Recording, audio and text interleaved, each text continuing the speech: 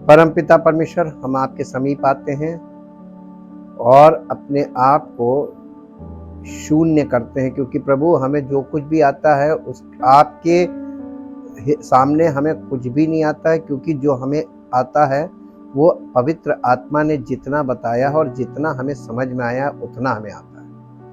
और जो हमें मालूम होना चाहिए वो अभी भी बिल्कुल कुछ भी नहीं है जो हमें पता है।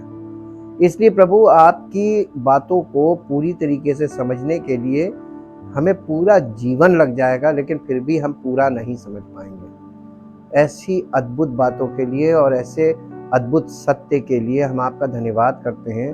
वाकई में आप महान सामर्थी परमेश्वर हैं और आपका वचन पवित्र आत्मा के अलावा कोई भी आपके वचन को स्पष्ट नहीं कर सकता, खोल नहीं सकता और उसको पूर्ण रूप से क्लियर करके किसी को बता नहीं सकता। हम आपका धन्यवाद करते हैं। चाहते पिता परमेश्वर, आपकी मर्जी प्रतिदिन हमारे जीवन में पूरी होती जाए और प्रतिदिन हम आपकी मर्जी में अपने आप को समर्पित करते रहें और प्रतिदिन का जीवन जिए, क्योंकि प्रभु आपके वचन में आपने यही आदेश दिया है कि जो कोई मेरे पीछे आना चाहे वो अपने आपे का इनकार करे, अपना क्रूस उठाकर प्रतिदिन मेरे पीछे चले। आपके पीछे चलने का मतलब है प्रतिदिन का जीवन, और हम धन्यवाद करते हैं कि हम प्रतिदिन आपके पीछे आगे बढ़ रहे हैं। प्रभु, जितने लोग आपके वचन में मन लगा रहे हैं और जिनको समझ में आ रहा है, उनके मन में आपका प्रकाशन स्पष्ट हो और वो आपके दर्शन पाएं, ताकि प्रभु आपका नाम उनके जीवन में सर्वोपरि और महिमान्वित होने पाए। आपके वचन के लिए और पवित्र आत्मा के लिए फिर से धन्यवाद करते हैं। धन्यवाद के साथ इस प्रार्थना को आपके इकलौते पुत्र प्रभु यीशु मसीह के नाम से मांगते हैं, आमीन। Praise the Lord. The glory of God part 66 में हम लोग देखेंगे what is the dispensation of conscience. असल में मनुष्य की आत्मा और विवेक यानी कॉन्शियस, इन दोनों में आपस में क्या संबंध है, इसको समझने के लिए हमको इसको यहां से हम चलेंगे, तब पता चलेगा कि मनुष्य का विवेक करप्ट हो गया और मनुष्य का विवेक फेल हो गया।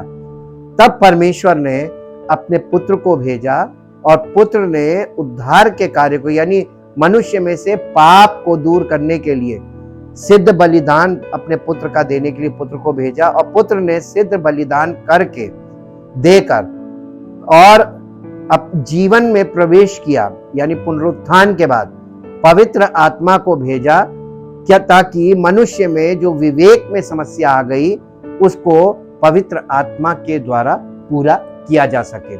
पवित्र आत्मा परमेश्वर का विवेक है और मनुष्य का विवेक जो है वो फेल हो गया। क्यों फेल हुआ, कैसे फेल हुआ, इसी को हम समझेंगे वचन के आधार पर।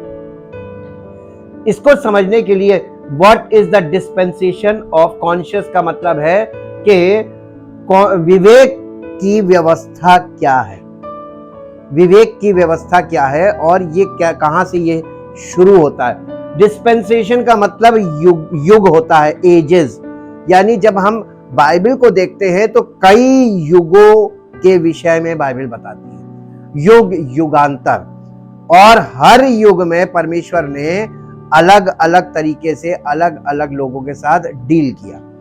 ये जो विवेक की व्यवस्था है इसको समझेंगे और इसको समझने के लिए हमें सारे युगों में परमेश्वर ने कैसे कार्य किया उसे भी समझना पड़ेगा। और इसके शुरू करने से पहले मैं चाहता हूं एक पद पढ़ दीजिए जो आपको मिलेगा इफिसियों की पत्री, उसका पहला अध्याय और उसका 10 पद, हिंदी में भी और इंग्लिश में भी। के समयों के पूरे होने का ऐसा प्रबंध हो कि जो कुछ स्वर्ग में है और जो कुछ पृथ्वी पर है, सब कुछ कौन?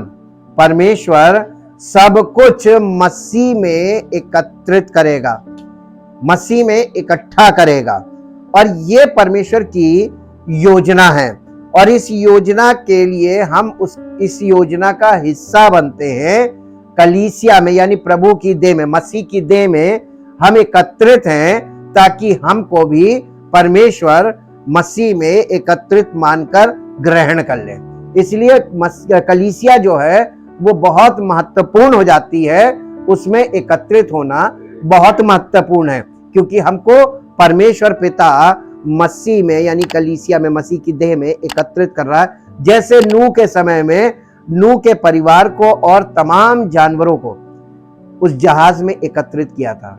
वो जहाज जो है वो कलीसिया का सीधा सीधा चित्रण है। जैसे उसमें वो लोग बचे थे, वैसे ही कलीसिया में जो होंगे वो बचेंगे। अब इसको इंग्लिश में पढ़ दीजिए। He planned for the maturity of the time। देखिए ये समय क्या है, मेच्योरिटी ऑफ द टाइम यानी समय का पूरा होना, कालों में है ये समय जी। And the climax of the ages यानी युगों का पूर्ण होना, क्लाइमैक्स यानी युग का अंत आना जी। To unify all things and head them up and consummate them in Christ, things in heaven and things on the earth। यानी पृथ्वी पर जो कुछ है वो भी मसीह में एकत्रित किया जाएगा, और स्वर्ग में जो कुछ है जो उसे एकत्रित करना है, सब कुछ नहीं। और उसके बाद बाकी चीजों को नष्ट करके एक नए युग की शुरुआत होगी। ये मसीह के युग की शुरुआत होगी। तो हम इसको अब पार्ट्स में समझेंगे, और आज हम आपके साथ जो शेयर कर रहे हैं इसका कंक्लूडिंग पार्ट कल होगा, क्योंकि ये आधा ही पार्ट है, क्योंकि ये इतना हैवी हो जाएगा कि आपके लिए इसमें और आगे बढ़ाना उचित नहीं है। God has worked with different people in different times in different manners। यानी परमेश्वर आरंभ से विभिन्न प्रकार के लोगों के साथ विभिन्न समयों में और विभिन्न तरीकों से कार्य करता चला आ रहा है। यूजुअली 7 dispensations आर आइडेंटिफाइड यानी मुख्यतः 7 काल या 7 युग हम लोग इस बाइबल के अनुसार उनको पहचान सकते हैं, देख सकते हैं, जान सकते हैं। पहला युग है द एज ऑफ इनोसेंस या डिस्पेंसेशन ऑफ इनोसेंस, अज्ञानता का युग। इनोसेंस का मतलब होता है अबोध, यानी जिसको कोई बोध नहीं है, कोई जानकारी नहीं। जैसे एक छोटा बच्चा होता है, ये अबोध है, इनोसेंट। तो एज ऑफ इनोसेंस ये एक युग था जिसको कहते हैं अज्ञानता का युग या एक बचपने वाला युग। और ये कहां से शुरू हो रहा? आदम और उसकी पत्नी हवा से, Adam and Eve. This is the age of innocence. इन लोगों ये धोखा क्यों खाए थे? क्योंकि उस जमाने में कोई शिक्षा नहीं थी, कोई जानकारी नहीं थी, कुछ नहीं था, इसलिए एज ऑफ इनोसेंस कहलाता। फिर नंबर 2 पे आता है एज ऑफ कॉन्शियंस यानी विवेक का युग। यहां से विवेक ने काम करना शुरू कर दिया। और इसके बाद तीसरा है एज ऑफ गवर्नमेंट या डिस्पेंसेशन ऑफ गवर्नमेंट, सरकार बन गई, मनुष्यों की सरकार बन गई। उसके बाद चौथा है एज ऑफ प्रॉमिस या डिस्पेंसेशन ऑफ प्रॉमिस, यानी परमेश्वर मनुष्यों से वादा किया और वायदे पर आधारित होकर परमेश्वर के साथ चले। पांचवा है द डिस्पेंसेशन ऑफ लॉ यानी परमेश्वर की आज्ञा का युग, आज्ञाएं दी परमेश्वर ने। और इसके बाद छठा है द एज ऑफ ग्रेस यानी अनुग्रह का युग। फिर 7वां है मिलेनियल किंगडम यानी मसीह के 1000 वर्ष के राज्य का युग। मत्ती रचित सुसमाचार 16 अध्याय 1 से 3 पद पढ़िए। फरीसियों और सदूकियों ने पास आकर किसे? यीशु मसीह को परखने के लिए यीशु मसीह से कहा, हमें स्वर्ग का कोई चिन्ह दिखा। यीशु मसीह ने उनको उत्तर दिया, सांझ को तुम कहते हो मौसम अच्छा है, शाम के समय अगर आकाश लाल है तो तुम कहते हो मौसम अच्छा है, और भोर को अगर आकाश लाल है तो तुम कहते हो आज आंधी आएगी, क्योंकि आकाश लाल और धूमिल है। तुम आकाश के लक्षण देखकर उसका भेद बता सकते हो, पर समयों के चिन्हों का, इसका मतलब कि तुम एजेस को क्यों नहीं पहचानते हो? कौन सा काल चल रहा है, ये कौन सा युग चल रहा है, ये कौन सा समय चल रहा है। जैसे अभी हम लोग कहां पर है, ये कौन सा समय है, किसी से पूछो, किसी को नहीं मालूम कि कौन सा समय चल रहा है, क्या समय चल रहा है, ये किस चीज का युग है। और लोग अपने में मगन हैं, इसीलिए ये आज से नहीं, ये शुरुआत से और आखिर तक ऐसा ही रहेगा। और इसके साथ साथ एक पद और पढ़ दीजिए, लूका रचित सुसमाचार 12 अध्याय और उसका 54 से 56 पद तक पढ़ दीजिए। उसने यानी यीशु मसीह ने भीड़ से भी कहा, जब तुम बादल को पश्चिम से उठते देखते हो तो तुरंत कहते हो कि वर्षा होगी, और ऐसा ही होता है। और जब दक्षिणी हवा चलती है तो तुम कहते हो कि लू चलेगी, और ऐसा ही होता है। हे कपटियों, तुम धरती और आकाश के रूप रंग में भेद कर सकते हो, परंतु इस युग के विषय में क्यों भेद करना नहीं जानते? ये बात ये तो लोगों से, आम पब्लिक से बोल रहा था। इसका मतलब परमेश्वर अपने पुत्र के द्वारा बातें कर रहा है समस्त मानव जाति से, कि तुम ये सोच के कि हमको तो पता ही नहीं था, अचानक से प्रलय आई और तुम उसमें निपट गए, तुम परमेश्वर के सिंहासन के पास, न्याय आसन के सामने जाके ये नहीं कह पाओगे हमें तो पता ही नहीं चला, प्रभु हमारे पास तो कोई आया ही नहीं। अरे तुमने हर चीज को खोजा, क्या तुमने कभी परमेश्वर को खोजा? इच्छा ही नहीं करी। हम तो पैसा खोजते थे। यहां के लोग तो यही बोलेंगे, क्योंकि हिंदुस्तान में लोगों को एक ही चीज चाहिए, कौन क्या कर रहा है, कहां क्या हो रहा है, कोई मतलब नहीं, उनको बस अपने से मतलब है। इसलिए परमेश्वर वहां पे माफी नहीं मिलेगी, आप निर्दोष नहीं ठहरेंगे, आप बहुत भयानक दोषी ठहरेंगे कि तुम कैसे जीवन बिता रहे थे। इसका मतलब तुम स्वार्थी जीवन था कि अपने से मतलब था, बाकी दुनिया से तुम्हें कोई मतलब नहीं। ये स्वार्थ की परिभाषा है। स्वार्थी का मतलब जिससे दीन दुनिया से कोई मतलब नहीं, केवल अपने से मतलब। और ऐसे लोगों को कहीं कुछ हो रहा उनको कोई मतलब नहीं, क्योंकि उनको देखना ही नहीं है, उनको अपना बच चाहिए। ये दशा, इस दशा को दिखा रहा कि यीशु मसीह ने इस बात पर डांट लगाई। अब देखिए युगों के विषय में बाइबल कहां कहां बताती है। यहां यीशु मसीह ने डांट लगाई। अभी हमने जो सबसे पहली वर्ष पढ़ी इफ्सियों में, वो भी युगों के बारे में बात कर रही है। उसके बाद आप निकाल लीजिए डैनियल नबी की पुस्तक, उसका 4 अध्याय, उसका 23 से 26 पद पढ़िए। हे राजा, ये राजा ने स्वप्न देखा है, और डैनियल उस स्वप्न को भी बता रहा है और स्वप्न का अर्थ भी बता रहा है। और वो कह रहा है, हे राजा, तूने जो एक पवित्र पहरुए को स्वर्ग से उतरते हुए और ये कहते हुए देखा कि वृक्ष को काट डालो और उसका नाश करो,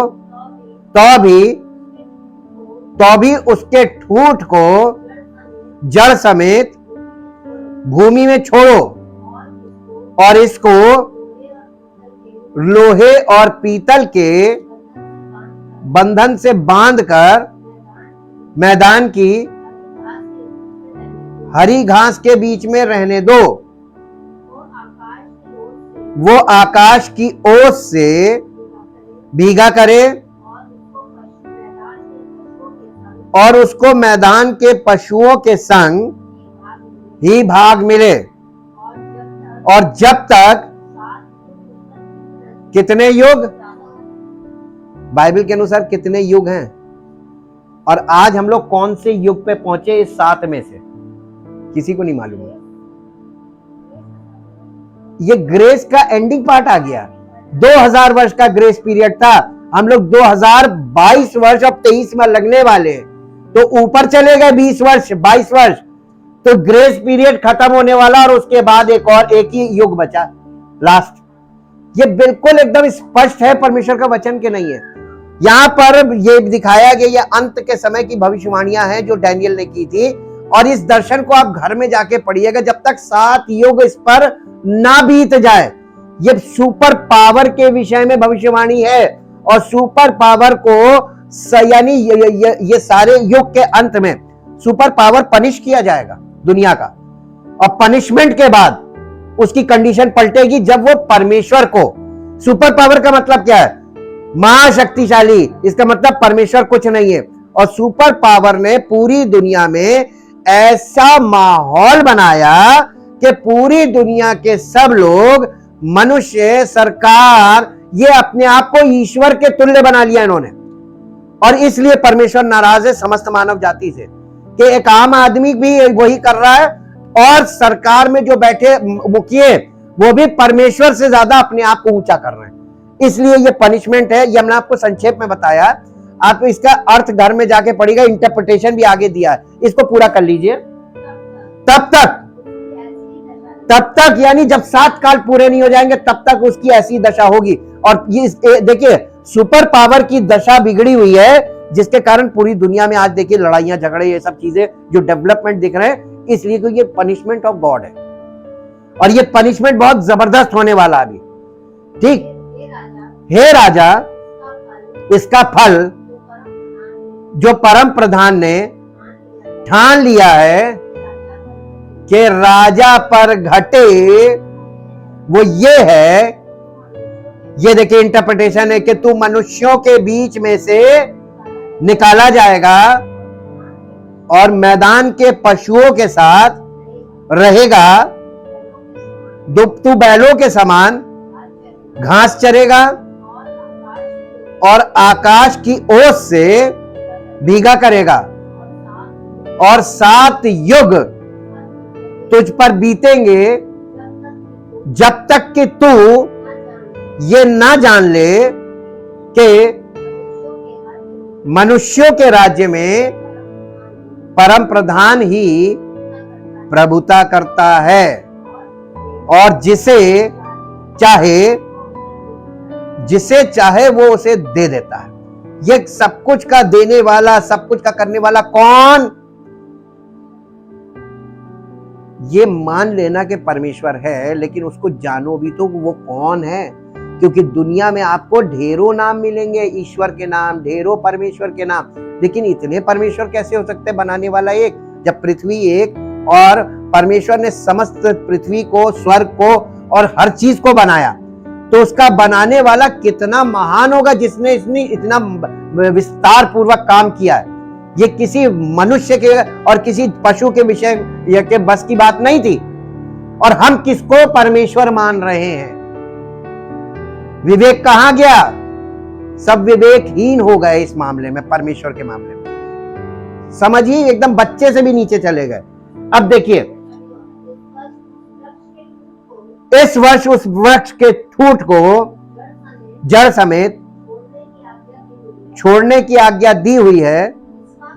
इसका अर्थ यह है कि तेरा राज्य तेरे लिए बना रहेगा, और जब तू जान लेगा कि जगत का प्रभु स्वर्ग ही में है, तब तू फिर से राज्य करने पाएगा। इससे राज्य ले लिया जाएगा और देखिए वही हो रहा है, आप शायद अंडरस्टैंड नहीं कर रहे हैं क्योंकि आप वचन को नहीं अंडरस्टैंड कर रहे, तो इंटरनेशनली क्या हो रहा है आपको पता नहीं चल रहा है। इस समय सुपर पावर के देखिए सारा उसके हाथ से सारी शक्ति चली गई, सब मनमानी कर रहे कि नहीं कर रहे। ये क्या हुआ, उसके हाथ से राज्य ले लिया, ये परमेश्वर बैठा हुआ है। जब तक वो परमेश्वर को नहीं जानेगा तब तक उसको वापस पावर नहीं मिलेगी। ये पावर की ही लड़ाइयां चल रही हैं। अब हम आगे बढ़ते हैं। Dispensation is a way of looking at God's plan for specific periods, यानी ये जो युगों की हम स्टडी कर रहे हैं, अब हम इसको शुरू करने जा रहे हैं। ये युगों में बांट के जब हम देखते हैं परमेश्वर के वचन को, तो ये एक तरीका है कि हम ये देख सके कि परमेश्वर की योजना जो आरंभ से चली आ रही है और अंत की बात उसने आरंभ में ही हमको स्पष्ट कर दी, प्रकट कर दी, वो क्या है और परमेश्वर की योजना क्या है, उसको हम यानी स्पष्ट रूप से देख सके कि कैसे कैसे समयों में परमेश्वर इतिहास में कैसे काम कर रहा था।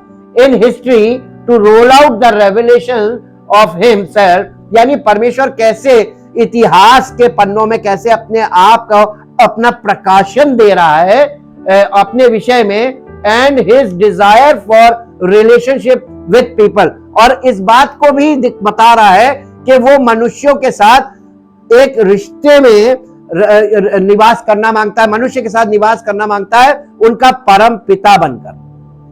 और समस्त पृथ्वी पर मनुष्यों ने अपने अपने ईश्वर गढ़ लिए। वो बड़ा परेशान कि इनका बनाने वाला, इनको खिलाने वाला ऑक्सीजन किसने दी, अगर रोक दे तो क्या होगा, 1 सेकंड में सब चले जाएंगे।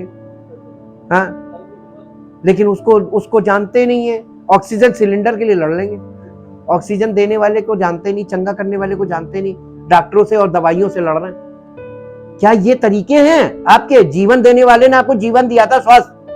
आज ये करप्शन कहां से आ गया, आज पॉल्यूशन कहां से आ गया? सब हम मनुष्य पापी इंसान क्या ना करे और जो ना करे वो कम, उसका नतीजा हम लोग सब भोग रहे हैं।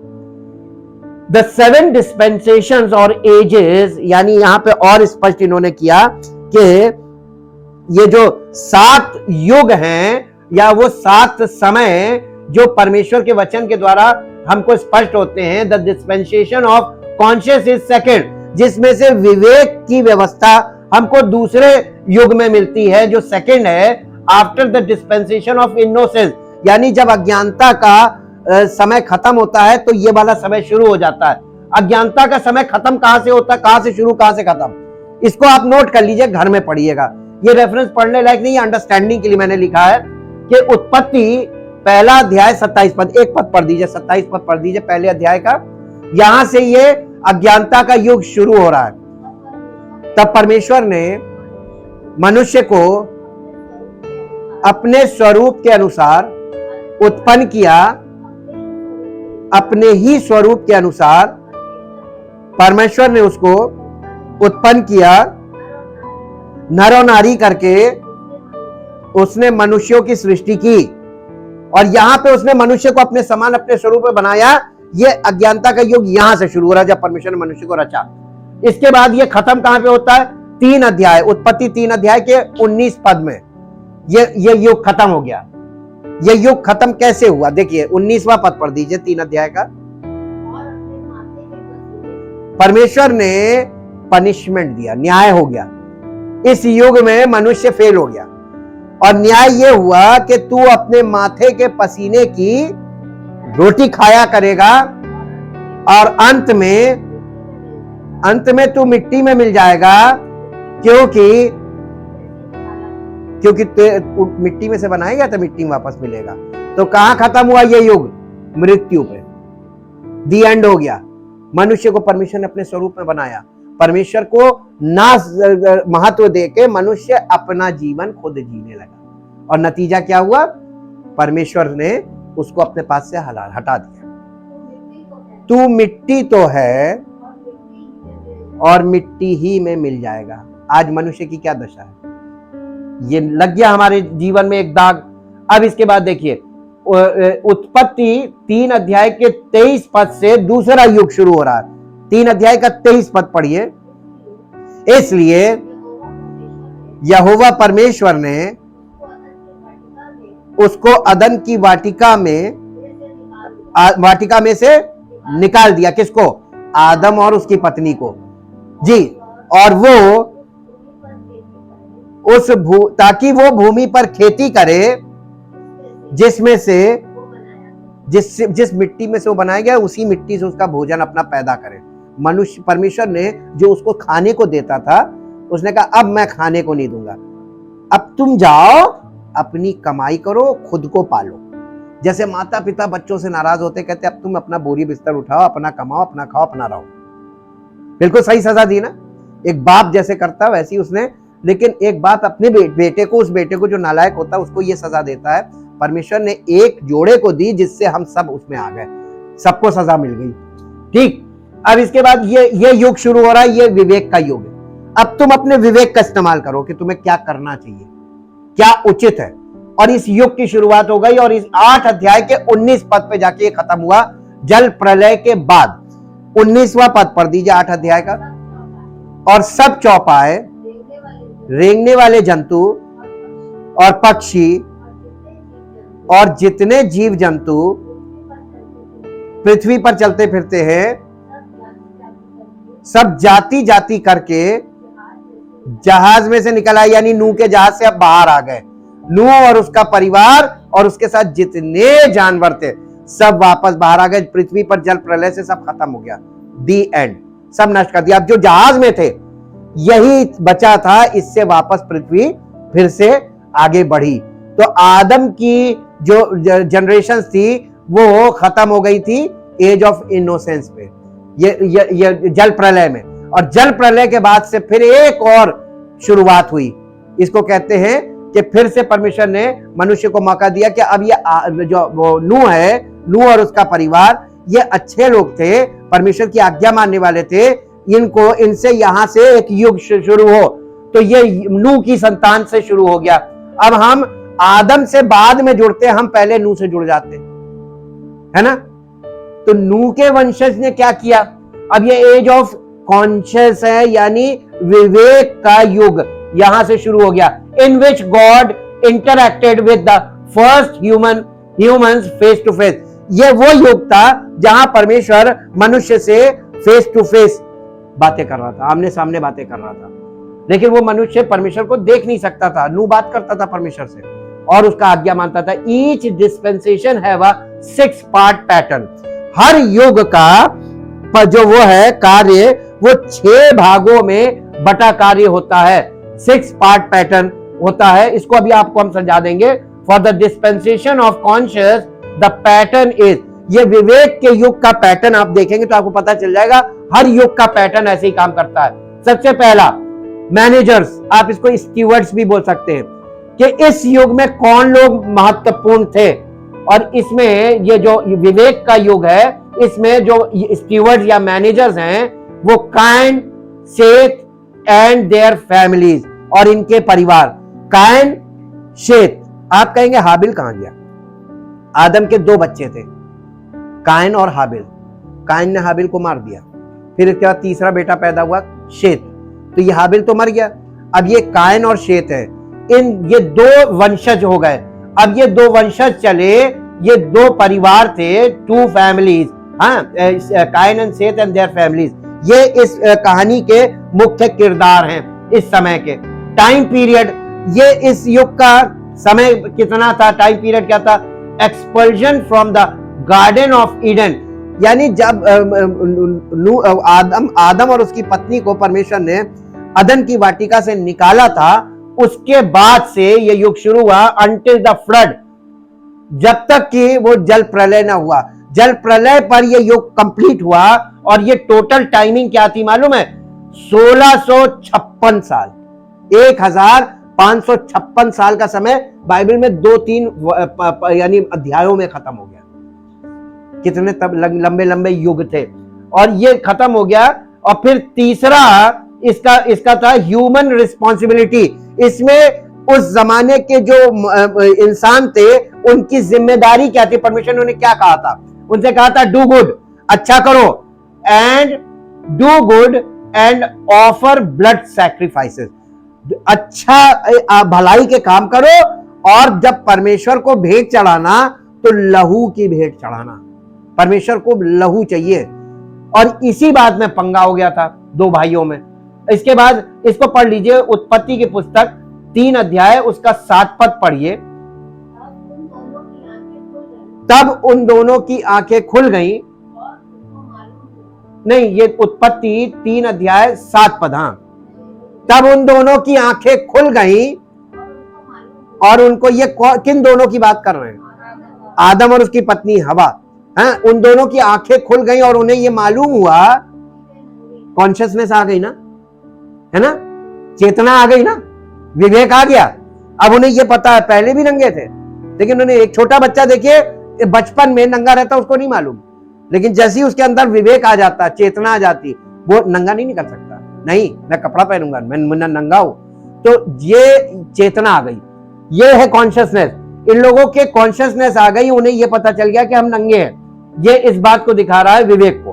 अब इसके बाद इसका एक और पद पढ़ दीजिए,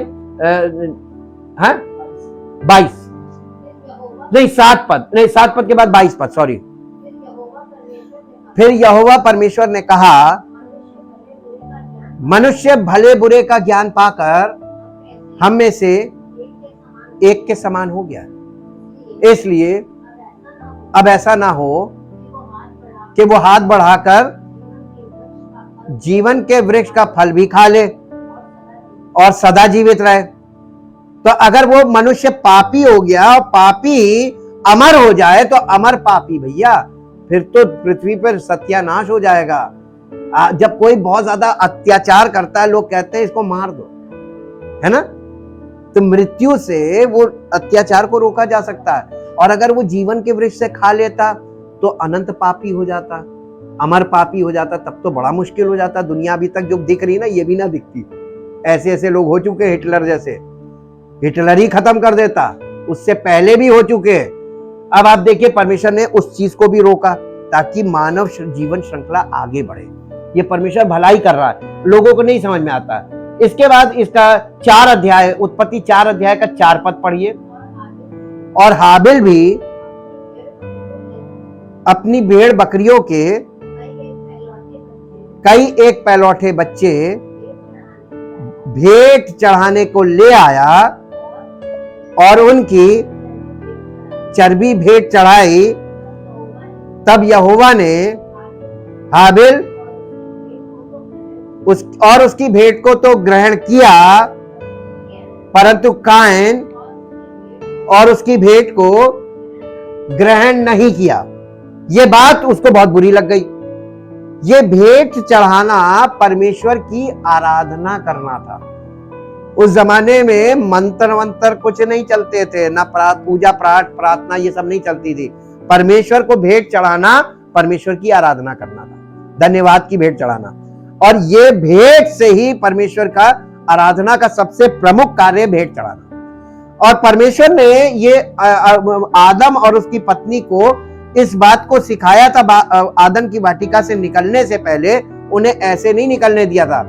उनके लिए एक मेमना उसने बलिदान किया था परमेश्वर ने, और उसके लहू का ये दिखाता है परमेश्वर के इकलौते पुत्र के बलिदान को। और उसका जो स्किन थी, उसका चमड़ा, उसके अंगरखे बना के दिए थे, नंगा नहीं निकाला था। उन्हें चमड़े का वस्त्र पहनाया था और तब निकाला था। ये तो अंजीर के पत्ते लगा रहे थे। अब बताइए, कॉमन सेंस, ये देखिए, ये विवेक की बात है कि नहीं? इंसान के पास ये अकल आ गई कि हम नंगे हैं और हमको छिपाना कैसे नंगापन? अंजीर के पत्ते। वही उस जमाने में कोई फैक्ट्री वैक्ट्री नहीं थी, कोई कपड़ा मिल नहीं थी, कुछ नहीं था, कुछ भी नहीं था। एक ही था कि जो चीज अवेलेबल है उसी से अपने आप को बचाओ। तो अब वो उनको अंजीर के पत्तों से उन्होंने लंगोट बनाए थे।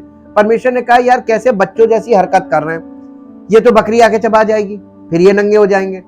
और नहीं भी अगर किया तो दूसरे दिन ये मुरझा जाएंगे, सूख जाएंगे, फिर ये नंगे हो जाएंगे। तो ये तो रोज का काम हो गया कि रोज लंगोट बनाते रहो और सारे पत्ते खत्म हो जाएंगे, नंगापन नहीं खत्म होगा।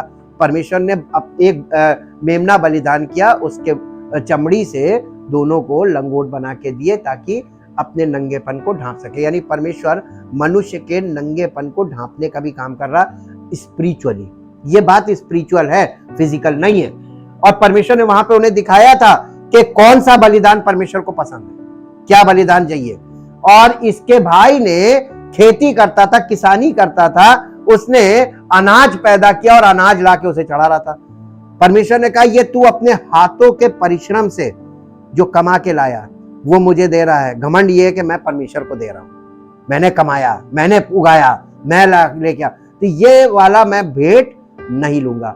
आपको यहां से ये चीज सीख जानी चाहिए कि आपका विवेक कौन सी चीज परमेश्वर को दे रहा है। आप अपने हाथ का जो काम है उसको ले जाके परमेश्वर को दे रहे हैं कि देखो मैंने ये किया और ये लो मैं तुम्हें भेंट दे रहा हूं। घमंड से दिया हुआ भेंट वो नहीं ग्रहण करता। और इसीलिए घमंड से जो लोग भेंट चढ़ा रहे हैं और अपना नाम, अपने नाम के आगे तुरही बजवाते हैं, डिंडोरे पिटवाते कि इन्होंने फलाने ने इतना दिया, ये परमेश्वर नहीं ले रहा है। अब आप खुद ही सोचिए, विवेक आपके पास है कि ये कहां जा रहा है। ये परमेश्वर एक्सेप्ट ही नहीं करता है। आप अब देखिए यहां से हम आगे बढ़ते हैं। चौथा पॉइंट है, ये कितने पॉइंट हो गए? 3 पॉइंट हो गए। चौथा पॉइंट है फेलियर। इस युग के लोगों का फेलियर क्या था? विकेडनेस, दुष्टता। ये लोग सब कुछ कर रहे थे, दुष्टता भी हो रही थी, दुष्टता बढ़ गई। उत्पत्ति 6 अध्याय का 5 और 6 पद पढ़िए। परमेश्वर ने जब पृथ्वी पर देखा तो क्या देखा? यहोवा ने देखा कि मनुष्यों की बुराई, परमेश्वर एक देश और एक राज्य का परमेश्वर नहीं, ये पूरी पृथ्वी का। और परमेश्वर जब भी ऊपर से देखता है पूरी पृथ्वी के समस्त मानव जाति को देखता है। और क्या देखा उसने? क्या देखा? कि मनुष्यों की बुराई कहां पे बढ़ गई है? पृथ्वी पे बढ़ गई है। और उनके मन के विचार में जो कुछ उत्पन्न होता है, कैसा होता है? आज कैसी हालत है? अच्छा हो रहा कुछ? आज तो यानी अति मच गई जी। और यहोवा पृथ्वी पर मनुष्य को बनाने के से पछताने लगा, रे यार मैंने क्या बना दिया। और वो मन में अति खेदित हुआ।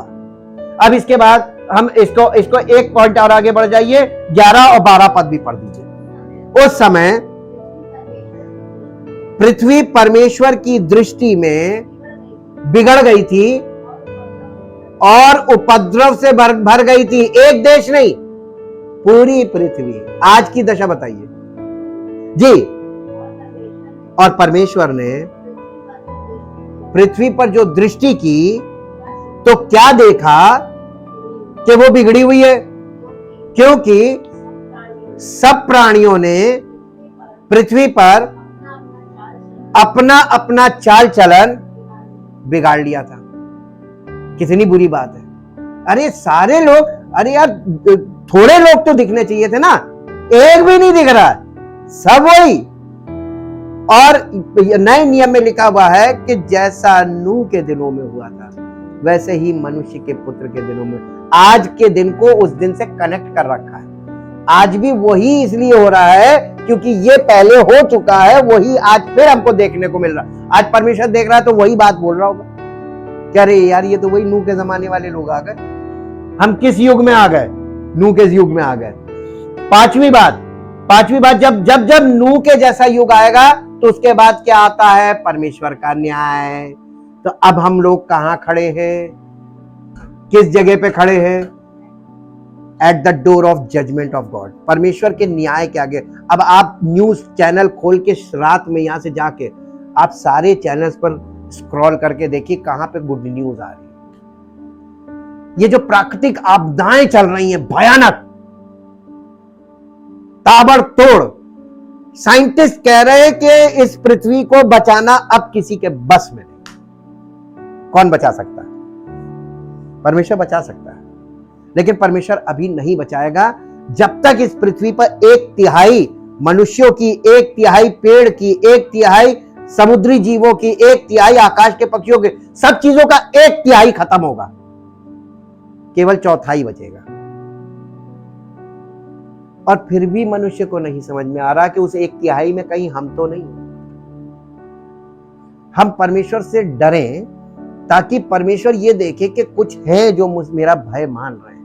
कुछ हैं जो समझ गए हैं और वो अपना चाल चलन सही करना चाहते हैं, वो मेरी ओर ताक रहे हैं और परमेश्वर उन्हें बचाने के लिए तैयार है। जो देखिए अब आगे नेक्स्ट पॉइंट आता है, जजमेंट, वर्ल्ड वाइड फ्लड, यानी पूरी पृथ्वी पर जल प्रलय हुआ। ऐसा कभी नहीं हुआ, उसके बाद नहीं हुआ, ना उससे पहले हुआ। ये पूरी पृथ्वी को जल प्रलय से नष्ट कर दिया। परमेश्वर प्रलय लाता है, यही जजमेंट है। 6 अध्याय, उत्पत्ति 6 अध्याय का 7 पद और 13 पद पढ़ दीजिए। तब यहोवा ने कहा, मैं मनुष्य को जिसकी मैंने सृष्टि की है पृथ्वी के ऊपर से मिटा दूंगा। क्या मनुष्य, क्या पशु, क्या रेंगने वाले जंतु, क्या आकाश के पक्षी, सबको मिटा दूंगा, क्योंकि मैं उनके बनाने से पछताता हूं।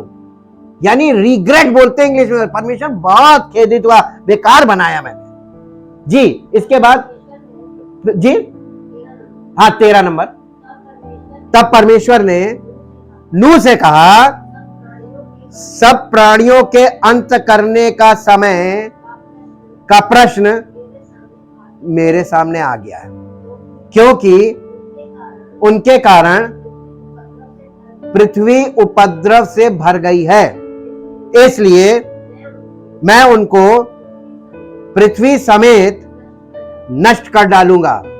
ये किससे बोला परमेश्वर ने? नूह को परमेश्वर ने देखा, एक है व्यक्ति और नूह के पास मानो ये इसके पास इसकी पत्नी थी, 3 बेटे थे और तीनों शादीशुदा थे, तो 3 बहुएं भी थी। तो ये कितने लोग थे? 8 प्राणी थे। नूह का परिवार परमेश्वर को इसलिए पसंद आया क्योंकि तीनों बेटे और उसकी पत्नी नूह की बात मानते थे, आज्ञा मानते थे। और नूह किसकी आज्ञा मानता था? परमेश्वर की आज्ञा मानता था। तो नूह को परमेश्वर ने जब जहाज बनाने को कहा था ना, तो वो जहाज बनाने के लिए जो लकड़ी लानी थी वो गोफेर वृक्ष की लकड़ी, यानी उसके जंगल थे, तो इनको सिर्फ जाकर काट के लकड़ी ला के बनाना था। ये हल्का काम नहीं था, भारी काम था। इसको बनाने में 120 वर्ष लगे थे, उस पानी के जहाज को बनाने में। और नूह जब अकेले, नूह को परमेश्वर ने आदेश किया कि तू जहाज के लिए जहाज बना, तो नूह जब बनाने गया, लकड़ी काटने गया, नूह की उम्र 300 कुछ वर्ष थी और उसके तीनों बेटों ने देखा पापा जा रहे, तो तीनों बेटे भी चले गए। और तीनों बहुओं ने देखा मेरे पति जो है वो लोग जा रहे, वो लोग भी वहां पे गई। फिर उसकी पत्नी ने, नूह की पत्नी ने कहा हम भी जाएंगे। पूरा परिवार उस काम में लग गया। और जब पूरा परिवार मिलकर बनाने लगा, लोग तफरी कर रहे थे बहुत, क्या रे ये मजाक उड़ा रहे थे, सटिया गया है, बुड्ढा है, ये वो, लेकिन वो जहाज बनाता रहा, किसी की बात का कोई असर नहीं, बोलते रहो। जब जल प्रलय हुई, वो लोग अंदर चले गए, द्वार बंद कर दिया, परमेश्वर ने द्वार बंद किया था। तो खिड़की थी एक ऊपर, एक खिड़की थी और एक दरवाजा था। जब वो खिड़की खोल के नूह ने देखा, लोग चिल्ला रहे थे हमें ले लो, हमें ले लो, दया आई होगी, लेकिन परमेश्वर की आज्ञा का उल्लंघन नहीं किया जा सकता। दया भी आपको उतनी करनी है, जब तक परमेश्वर अलाउ करता है उतनी दया करनी है, ज्यादा दया भी नहीं करनी, क्योंकि आप परमेश्वर है नहीं।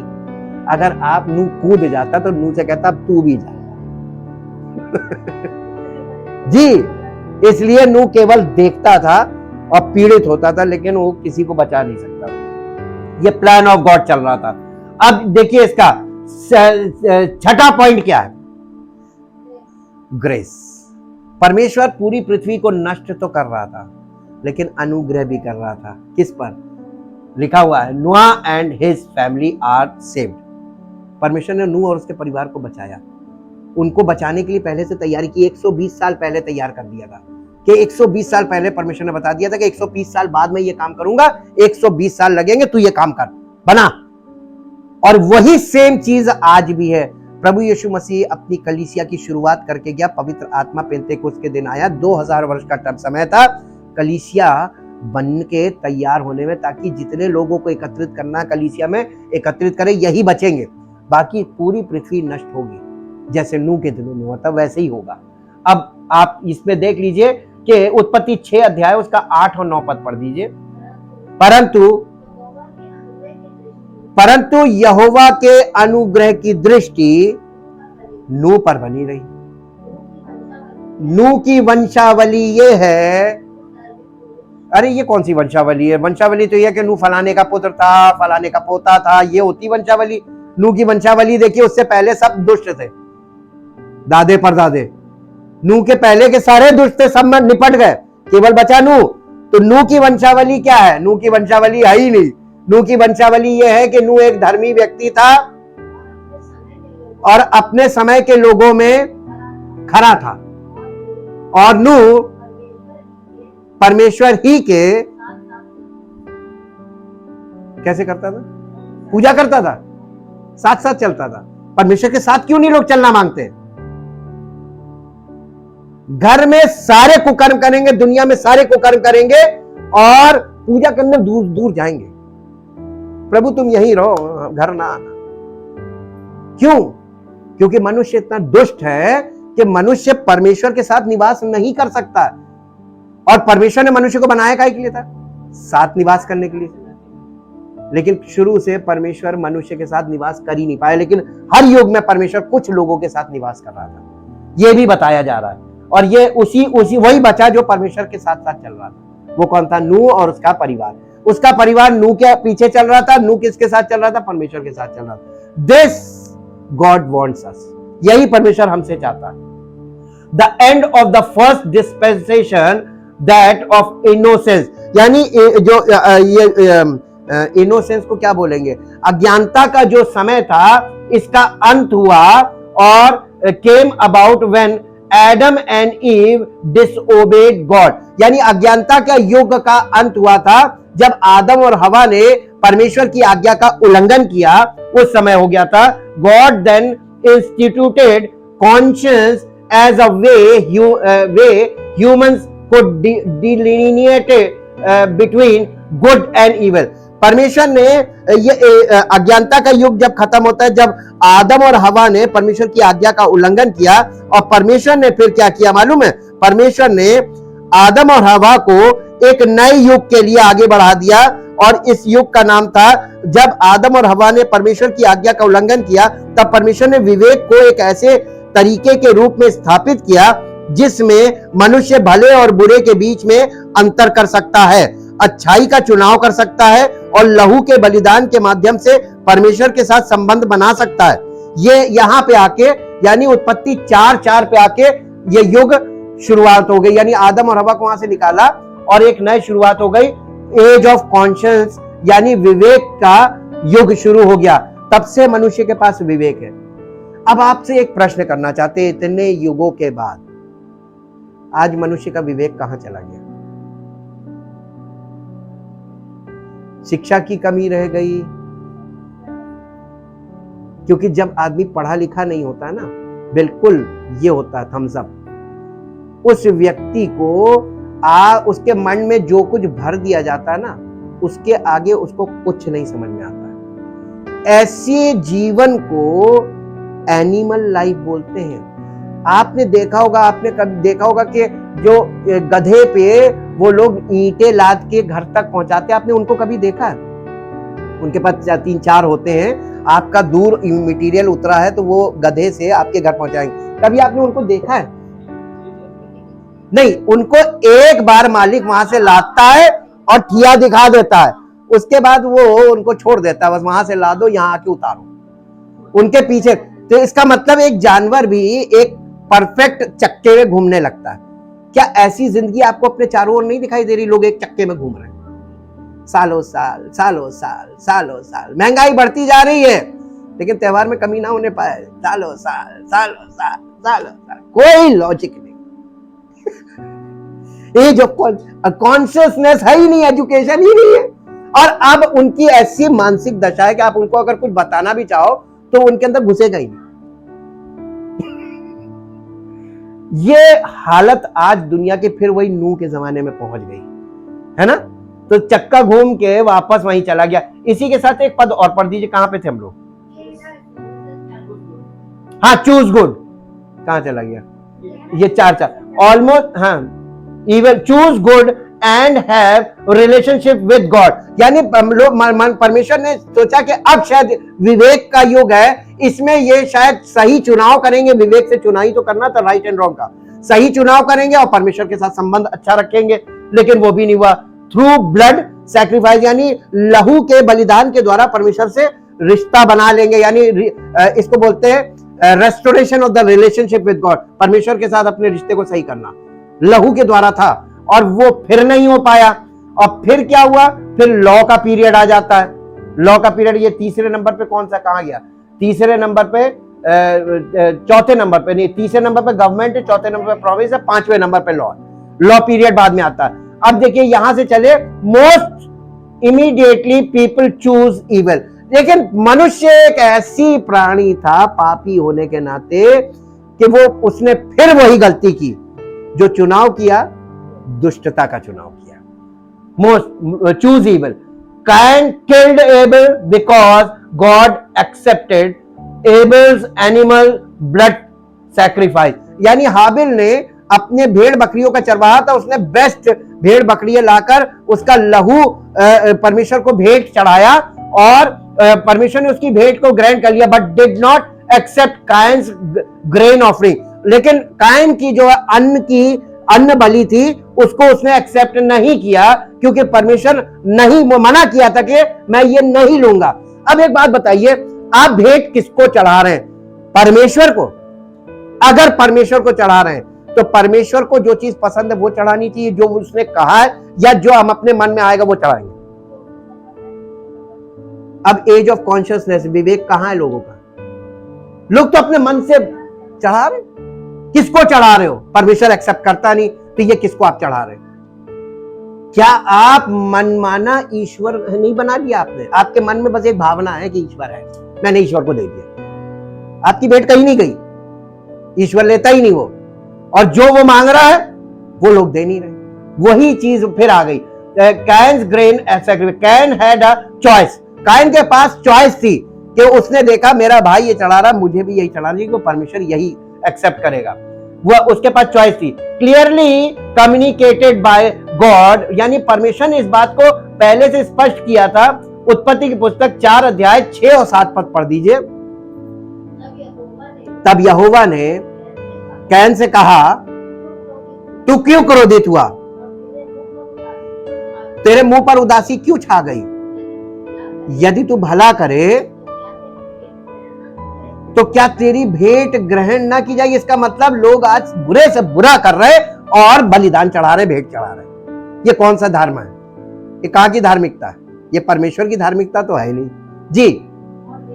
और यदि तू भला ना करे तो पाप द्वार पर छिपा रहता है, और किसकी?